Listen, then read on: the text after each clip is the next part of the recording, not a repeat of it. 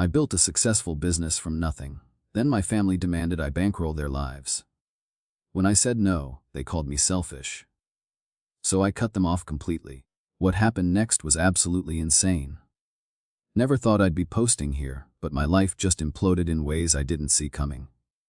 The worst part, my family thinks I'm the bad guy for refusing to be their personal bank account. Spoiler alert, I'm not. Here's the whole mess. And it's longer than I planned because there's a lot to unpack. I'm Stanley, 28, a software developer who got lucky with a mobile app a few years ago. It wasn't Instagram-level success, but enough that I sold it for high six figures and now run a small consulting firm that pulls in about $180,000 annually. It's nothing crazy, but comfortable enough that I don't have to check my bank account before buying groceries anymore. My family, though? Different universe entirely. Dad's been working in retail management at a big box store for over 20 years, but somehow never made it past assistant manager. Mom works part-time as an administrative assistant at a dentist's office, just enough hours to avoid full-time status and benefits. And my younger brother Kyle, well, he's 25, but I can't even begin to explain how he's been coasting through life.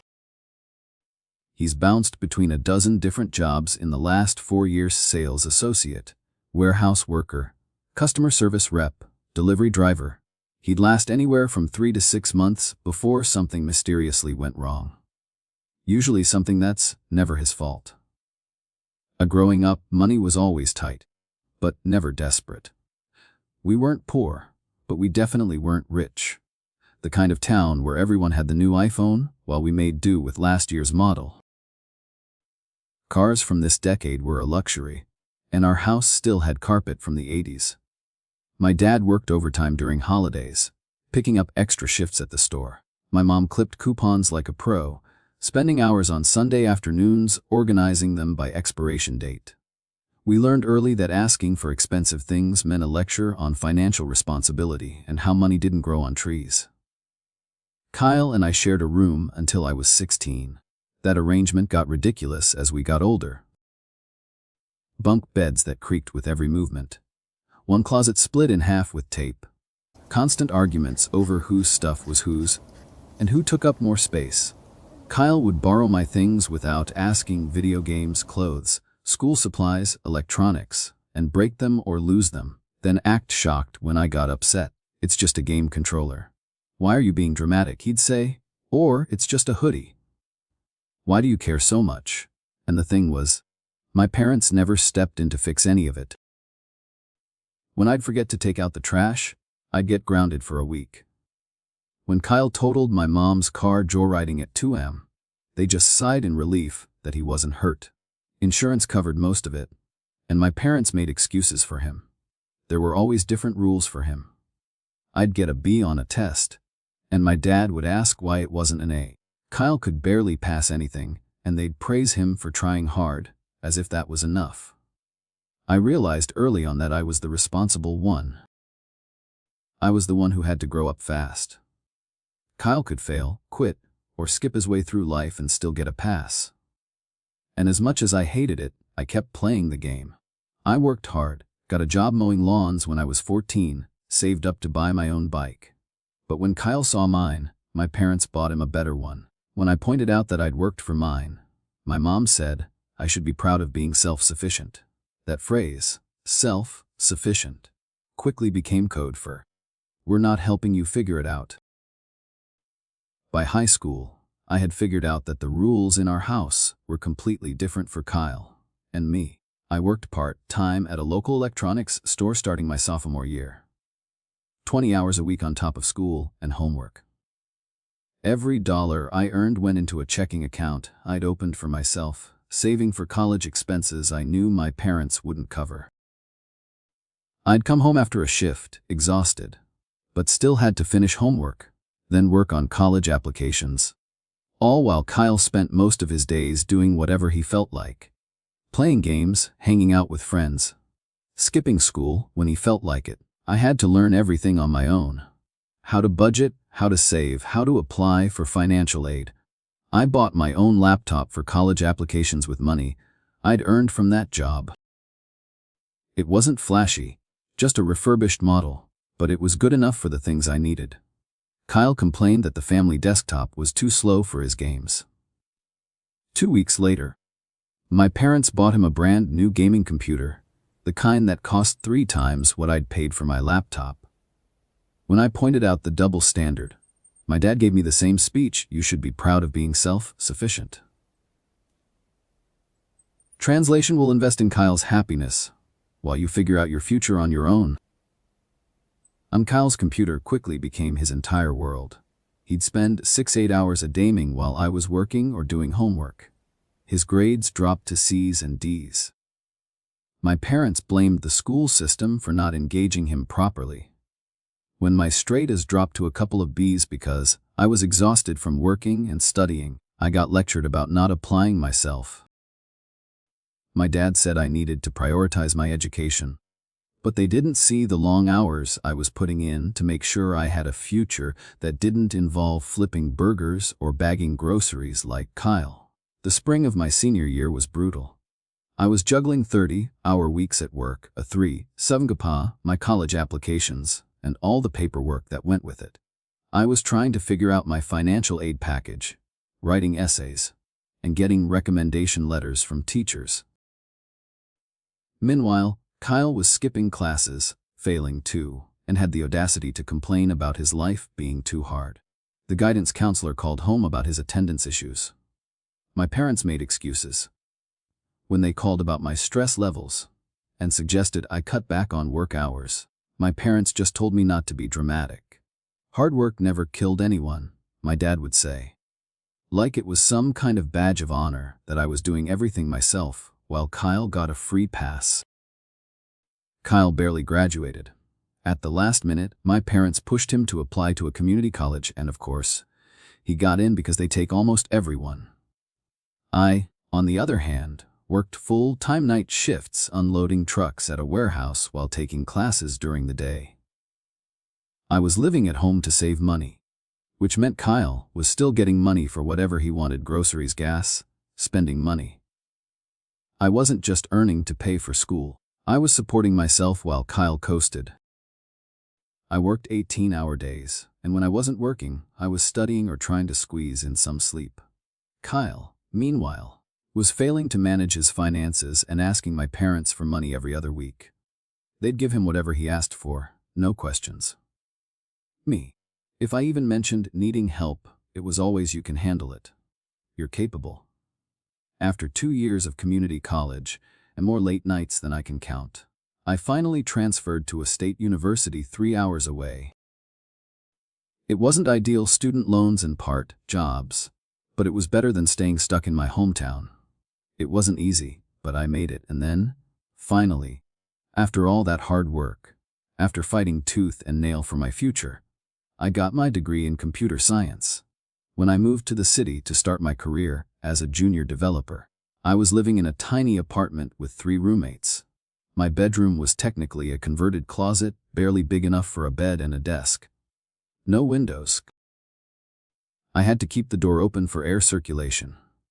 I spent the next few years barely scraping by, living off ramen, picking up freelance coding projects to pay down my student loans, and cutting back on everything. Social life, non-existent. Free time, gone. Every dollar I earned went to surviving. But through all that struggle, I kept building. I worked on my app whenever I had a free moment, even though my roommates thought I was crazy for focusing on code instead of partying or living my 20s like everyone else. They stopped inviting me out after a while. It was fine, though. I was betting everything on myself because no one else was going to. And then, a few months after I sold my app for $500,000, things started to change. When I sold the app, I didn't tell my family right away. Honestly, I wasn't thinking about them at all. I was too caught up in the process of handling the sale, negotiations, contracts, and all the steps involved in transitioning the app to its new owners. I still kept working my day job and living in the same crappy apartment. Things weren't that different on the surface. But about a month later, I casually mentioned it to my mom during one of our phone calls. My dad had already found out, but he didn't really say much. He was proud, I could tell, but also kind of distant. Like he didn't know how to relate to my success. He kept asking these vague, offhand questions about how apps made money, and whether people really paid for them. Like he didn't fully grasp the concept. My mom, on the other hand, was excited at first, genuinely happy for me. But it didn't take long before that excitement felt transactional. The wow and amazing quickly turned into, "Oh, by the way, we need help with the electric bill this month. Or the house needs some repairs. Could you help us out?" It wasn't even subtle. I had just sold the app for 500 Zalonzend, and my mom's first thought was how much of it she could get. She didn't even wait for me to offer. She went straight for the ask. I still hadn't thought about it much, but I did help. I sent 200 for the electric bill. No big deal. I could afford it, and I was raised to think that's what family does, they help each other. But then the requests started to get bigger. A few weeks later, my dad's car needed new tires, 400. I didn't even hesitate, I sent the money. It wasn't a big amount in the grand scheme of things, but it was the principle. It was the fact that I hadn't even been asked how things were going for me, how the sale of the app was affecting my life. It was like none of that mattered. They were just focused on what they needed. I couldn't shake the feeling that I was a walking wallet for them. The requests didn't stop. A month later, my mom's car needed $50 worth of repairs. The transmission was going bad, and if she didn't fix it, she wouldn't be able to drive. Again I helped, another couple hundred out the door. Then their water heater broke, and they needed $200 to replace it so they wouldn't freeze in the winter. Each time, the same promise: "I will pay you back when things settle down." The thing was, things never settled down. Every time I helped, there was another crisis, another emergency. The cycle was endless, and the more I helped, the more I realized this wasn't about emergency fixes. It was about consequences they weren't willing to own. They didn't want to budget or make sacrifices. They just wanted to rely on me to bail them out. And all of this was happening while Kyle, who was now 25, still hadn't figured out how to keep a job. The guy couldn't even hold down a part job at a fast food restaurant for more than 6 months. When I got my first full-time job out of college, making $45,000 a year, Kyle was still living at home. Mom and Dad were covering his rent, paying for his car insurance, and giving him spending money for God knows what. I couldn't help but compare. I was working my ass off, going into debt for school, scraping by with no help. Kyle, on the other hand, had everything handed to him. And my parents kept praising him for it. When I questioned it, I was told to be proud of being self-sufficient. Kyle's struggles were always a reason for them to help him, while my efforts went completely unnoticed. But despite all that frustration, I kept giving. I couldn't help it. The guilt tripped me into doing it. Family's family. Right? They helped me when I needed it, or so I thought. So I kept writing checks, sending money. I wasn't getting repaid, but I didn't want to seem like a jerk. I just wanted them to be happy, for things to settle down, and for us to have a normal relationship. But the truth was, things never settled down. And I knew that sooner or later, I'd have to face the fact that I was the only one in this family who could actually stand on my own. The requests didn't just stop at car repairs or utility bills. My family's expectations kept climbing, and it started to feel like no matter how much I gave, it was never enough. Kyle needed money for a new car because his broke down again. He'd totaled it a year ago but somehow got it back into working condition with help from our parents. This time, it was a simple "I need $3,000 for a car." Kyle wasn't even asking for a loan anymore. He was demanding help, expecting me to cough up the money with no questions asked. I said no, but not in the way I wanted to. At first, I felt like I was still trying to play the part of the responsible, generous son, but when I didn't offer to help immediately, I started getting texts from Kyle, guilt-tripping me. The usual "you've got plenty of money now. Why don't you help your brother?" It was the same line every time. It always seemed like he was reminding me that my success was his right, and it didn't matter how many times I had told him no in the past. That was when the resentment started to build. I had worked my ass off for everything. I built my business from nothing. But Kyle, he didn't even try. He always had some excuse, something that was never his fault. And his first job out of high school was in a warehouse, and he lasted 3 months before it just wasn't the right fit. The second job was working customer service at a cable company, but he quit after 6 months, claiming the hours were too long. Every job he had, he found a way out. But every time he failed, my parents were there to catch him.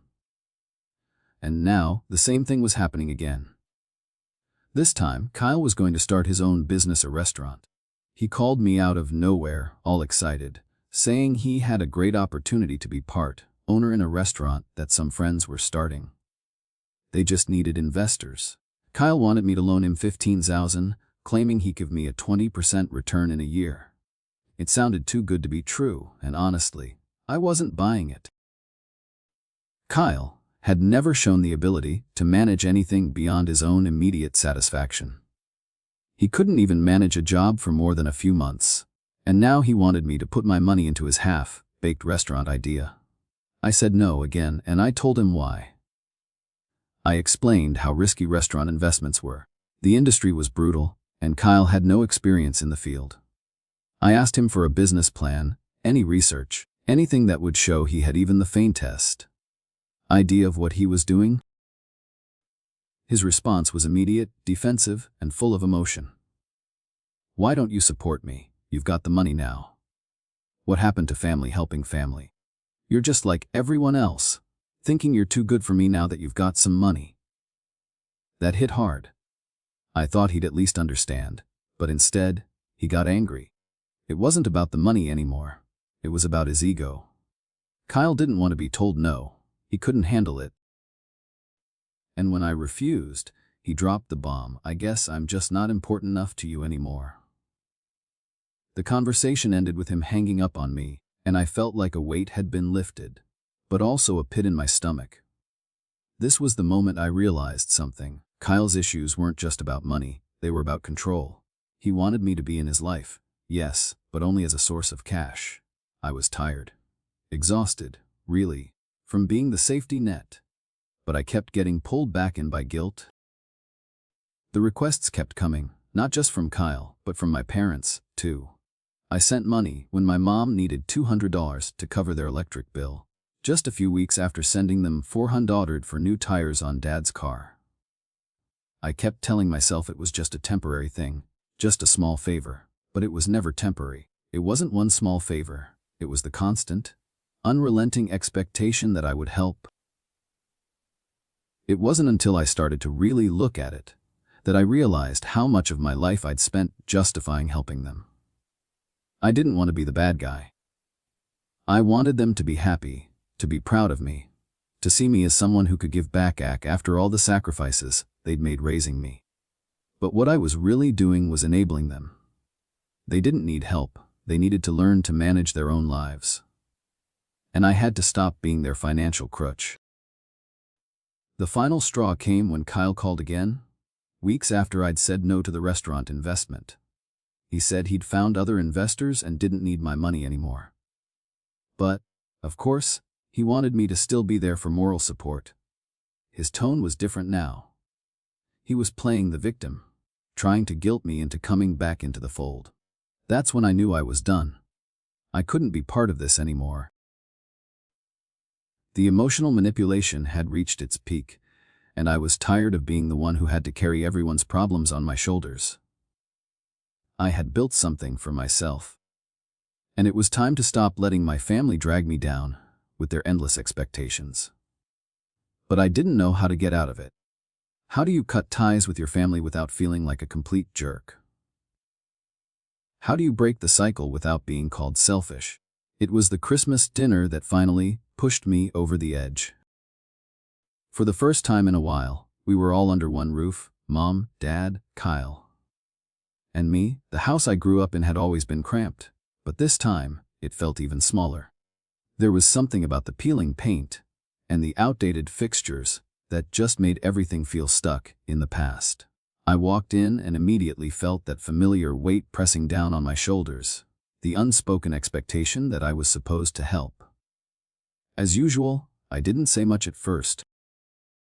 I was trying to enjoy the evening with Jennifer by my side, who had, by this point, become as fed up with the family drama as I was.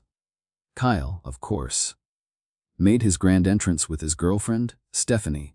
She was bubbly, loud, and made no effort to hide how comfortable she was in our family dynamic, especially when she saw how much attention Kyle was getting.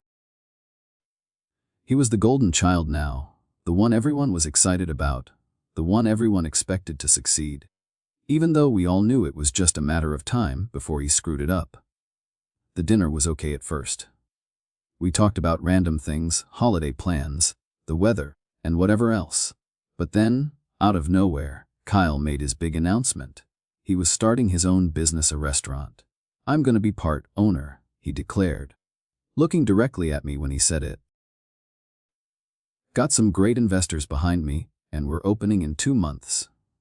A place where everyone can feel like family.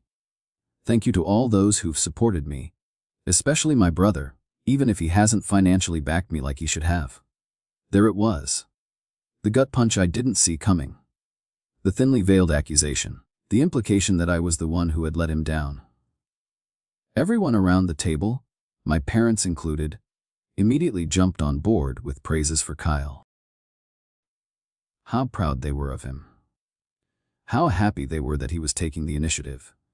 Everyone, except me, seemed to think he was a hero for daring to try. And then there was me, the villain in the background. I just sat there, trying to process the absurdity of it all. My success meant nothing to them. What I'd worked for, sacrificed for, was irrelevant. All they cared about was whether I would keep giving. No congratulations from me, no mention of my app sale, my consulting business, or how I was finally starting to make my own way. Kyle got all the glory for his latest venture, and I was the one left holding the bag. After dinner, Dad pulled me aside. He had that look on his face. The one that said he already knew what he wanted and just needed me to play along. "Son, I know you've got your own thing going on. But now that Kyle's got this restaurant thing happening, maybe you could reconsider helping him out. He's invested his own money and he's really putting everything into it." I just stared at him, trying to keep my cool. "How much did Kyle invest?" I asked, already knowing the answer but needing to hear it. "Whatever he could afford," Dad said vaguely. I pressed, "So how much?" He hemmed and hawed. "I think about $2,500. But he's really serious about this, and if you could help with the next step, maybe a little for equipment or marketing, it would really get him on the right path." My stomach dropped. He'd invested less than the cost of a used car, and now they wanted me to bail him out again. To throw more money at a disaster waiting to happen. I could see it all too clearly. A restaurant with no experience behind it, no business plan, no solid strategy. It was going to fail. And they wanted me to throw money at it like it was just another expense in the family budget. "No," I said firmly, my voice steady despite the storm brewing inside me. "I'm not doing it. Kyle is an adult, and this is his responsibility. If it fails, that's on him." Dad's face fell. He looked disappointed but not surprised. He'd already written the story in his head where I was the bad guy. I could see it in his eyes. He didn't care about my reasons or the fact that I was building something for myself. What mattered was that I wasn't helping him, Kyle. His son. The one who always got a pass. The one who was allowed to fail without consequences. Later that night, when the family started to clear the dishes, Kyle made sure to make his point again. He looked at me, almost with pity, and said, "You know, I'm going to make this work, with or without you. But if you ever change your mind and decide to help out, you know where to find me." I didn't respond. I just nodded, because what else was there to say? The truth was, I was done. This wasn't about helping him out anymore. It was about them taking advantage of me, using my success as their excuse for not stepping up and taking responsibility for their own lives. That night, as I lay in bed next to Jennifer, I realized something. This wasn't just about money. It was about respect. My family didn't respect me. They never had. They saw me as a tool, a means to an end. As long as I had money, they'd keep coming back. And I was done. I had to make a choice, and it wasn't going to be easy. But I knew I couldn't keep enabling them. I had to stop. For my own sanity, for my own future. I wasn't going to be their aunt anymore. The aftermath of the Christmas dinner hit harder than I expected. I thought I was prepared to stand my ground, but when my family turned on me, the guilt was overwhelming. I had spent so many years trying to be the son they wanted me to be, helping, sacrificing, and never asking for anything in return. But now, when I finally decided to put my foot down, they made it feel like I was the one who had betrayed them. The next morning, I was awake early, lying in bed, trying to ignore the flood of messages and missed calls piling up on my phone. They came in waves: texts from Kyle, then from Mom, then from Dad. Each one more urgent and guilt-laden than the last. I didn't respond. I couldn't. The emotional manipulation was suffocating. Kyle's message was the first one that popped up. It was a long, rambling text, accusing me of turning my back on the family, of forgetting where I came from. "You've changed," he wrote. "You're too good for us now, aren't you? You act like we're just a bunch of failures. But you know what? We all have our own path, and mine's just different from yours. I thought I could count on you. Guess I was wrong." I stared at those words, my finger hovering over the screen. What was I supposed to say? I wasn't asking for his approval anymore. I wasn't asking for anyone's approval, but the sheer entitlement in his words hit me like a punch to the gut. I wasn't better than him. I was just trying to survive in a world that wasn't handing me anything. I wasn't his am, but that's how he saw me, and I couldn't keep enabling it. Then came the call from Mom. She didn't even say hi. It was straight into the guilt trip. "Stanley, I don't understand why you're doing this. We're family. We've always been there for you. Don't you remember how hard things were for us when you were younger? Don't you remember how we helped you when you needed it?" I almost laughed. They didn't help me. They enabled me to stay small, to keep doing the things they wanted me to do. They never actually gave me the support I needed to grow. And now they were playing the sacrifices they made card, trying to pull me back into their web. The worst part. Mom actually said, "You're not the only one who's worked hard. You know, we've done our part too. You're forgetting all of that now, just because you have a little money." It was then that I realized something. They had never seen me as anything more than an extension of their needs. I was the one who worked hard, who built something, who made sacrifices. But that wasn't enough for them. They needed more. And when I stopped giving, I became the bad guy. Then Dad called. He was quieter, less accusatory. But there was still that same sense of disappointment. "Son, I understand your frustration, but this is a family matter. We're supposed to stick together. I know things have been tough, but cutting us off completely, that's a little extreme, don't you think?" No, I didn't think it was extreme. What was extreme was the way they had treated me my whole life. They hadn't seen me as an equal. They hadn't respected my boundaries. And now they were asking for more, expecting me to throw away my success for their comfort. I didn't respond right away. I needed time to think. Time to really let the weight of what I was doing sink in. But I knew this was the moment. The moment I had to cut ties. For good. The tipping point came when I decided to send a message to the family group chat. I wrote it carefully, clear, direct, no room for interpretation. It was time to set the boundary once and for all. I won't be providing any more financial assistance to anyone in the family. I've helped when I could, but it's become unsustainable. I need to focus on my own financial future. I hope you understand. I hit send. The response was immediate. Kyle's message was filled with outrage. "So that's it. You're just cutting us off. Nice brother you turned out to be. I don't even know why I expected anything different from you." Mom was next. "I don't understand why you're doing this. We're family. Family helps each other. You can't just walk away from us like this. Dad tried to stay neutral, but I could hear the disappointment in his words. Stanley, this seems extreme. Can we talk about this? This isn't how families work. I didn't reply to any of them, I just let them sit with it. For the first time in my life, I wasn't trying to fix things. Wasn't trying to explain myself. I wanted them to feel the consequences of their actions without my interference. The next few hours felt like the longest of my life. My phone kept buzzing, but I ignored it. It was hard, I'll admit that. But it was necessary. I had spent too many years ignoring my own needs, hoping that if I just gave a little more, they would see me as more than a resource. But they never did. Around midnight, my phone rang again. It was Kyle.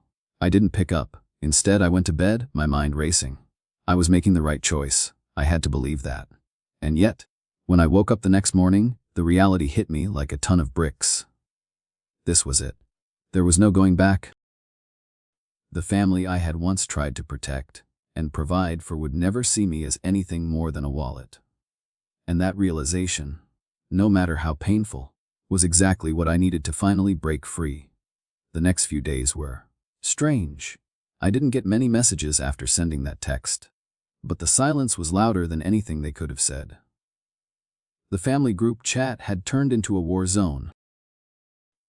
Kyle's long message about how I'd abandoned him and the family had been replaced by text after text from Mom and Dad.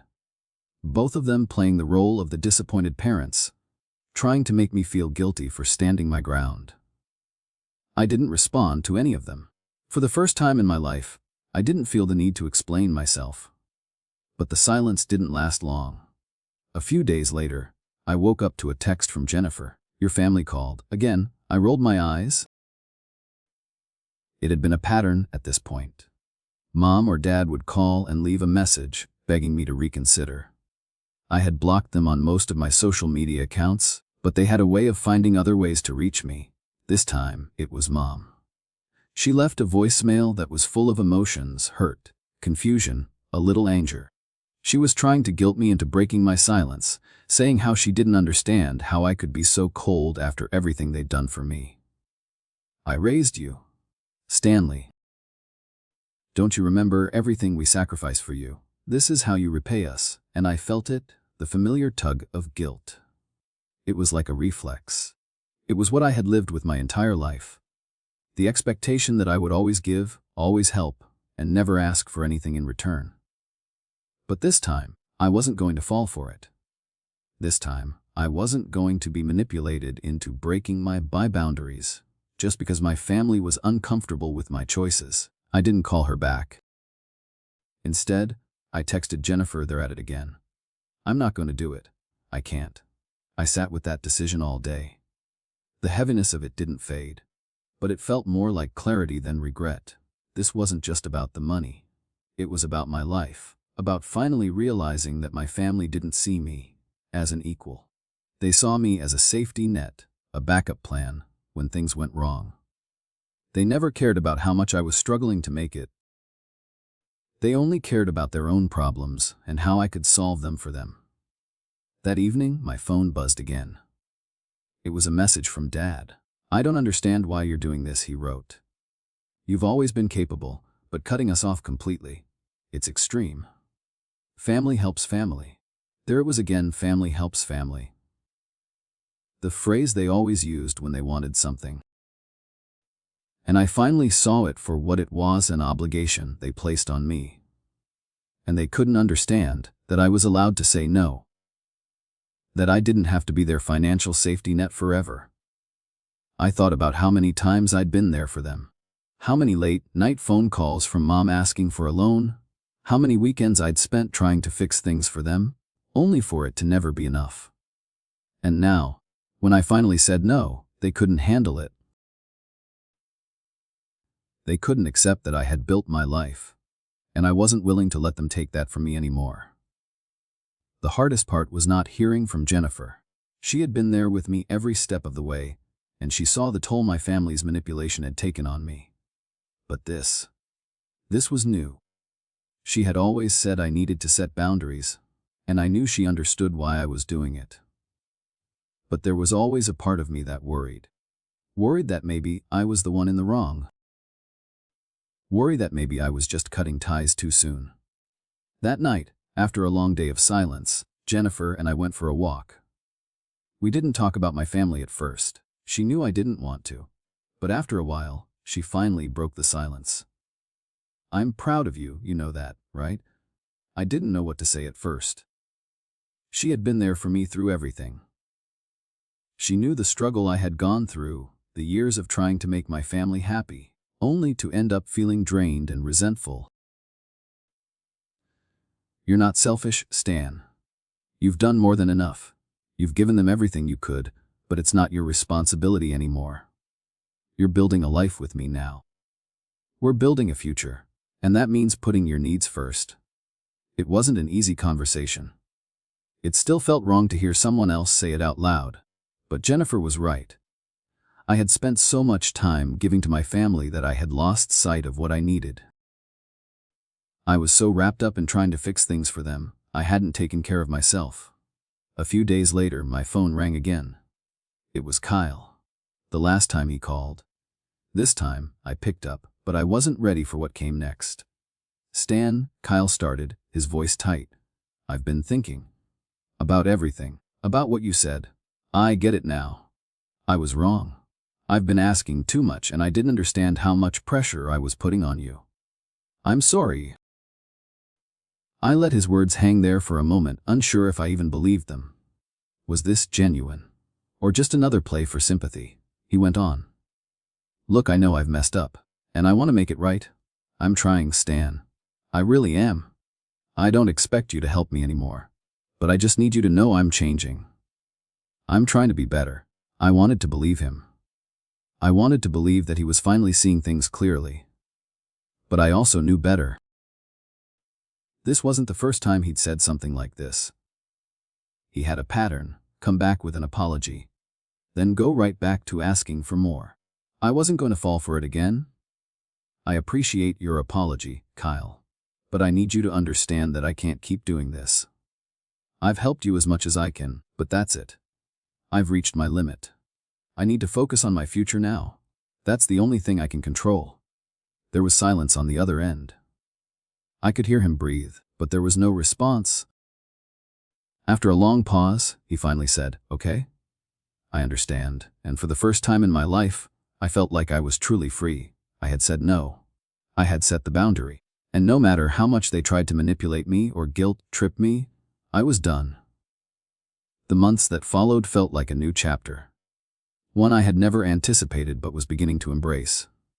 It wasn't easy, not by a long shot.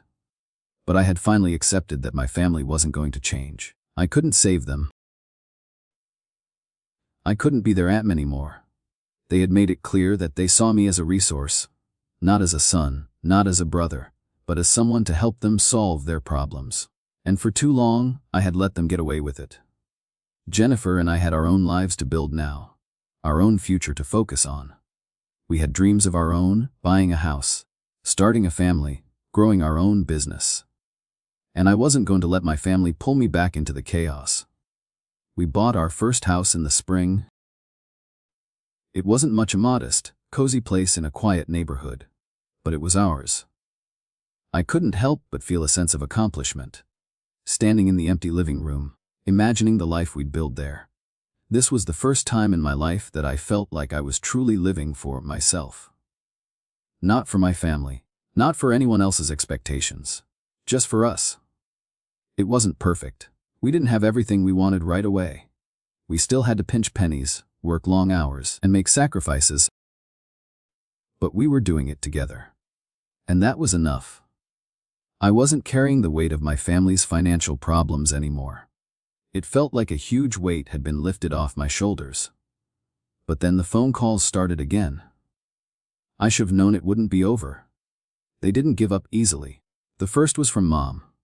I hadn't heard from her in weeks, and honestly, I didn't miss the constant stream of guilt. She left a voicemail, dripping with that familiar tone of hurt. "Stanley, we need to talk.